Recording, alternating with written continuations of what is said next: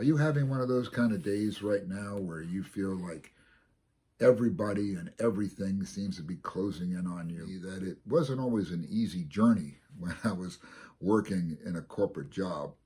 As a matter of fact, if anything, it was sort of impossible to keep my focus on what it needed to be on, and that was on the Lord Jesus Christ.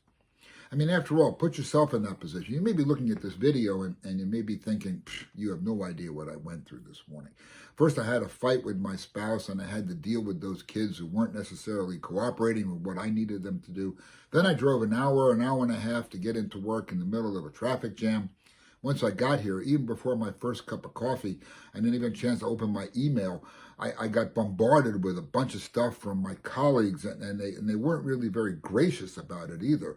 They ended up beating me to an emotional pulp. And then I went into my first series of meetings. And let me tell you, I got more assignments than I knew what to do with. I know I'm going to be sitting at my desk without a question for at least 8-9 hours before I even think about going home and putting my feet up and dealing with the same thing that I left in the course of the day.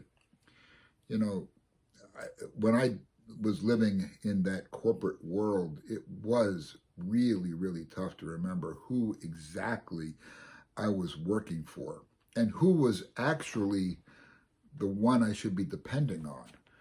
Because sometimes when you get into those modes, you don't think there's any way out. Well, it's not unlike what the prophet Micah was talking about.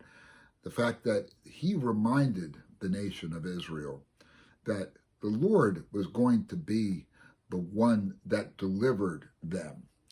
And that's very important because that doesn't change for us. See, we need to keep our focus on something bigger and better and more important than just simply turning a buck or turning out that next report. Here's what the prophet says in chapter 7, verse 8. Do not gloat over me, my enemy. Sometimes we think about our co-workers that way. Though I have fallen, I will rise. Though I sit in darkness, the Lord will be my light. You're sitting in that 6x6 cube and trying to figure out why you're just staring at the screen. By the way, prisoners oftentimes get an 8x8 cube, so you may feel somewhat trapped. The Lord is your light.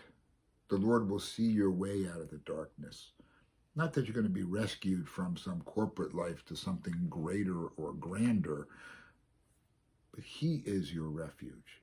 He is your strength. Despite what goes on that job, He is still Lord. Keep that in the back of your mind today as you go through your day at work, and just know that I'm taking some time today to pray for you specifically as you sit in that chair and kind of wonder, what's it all worth?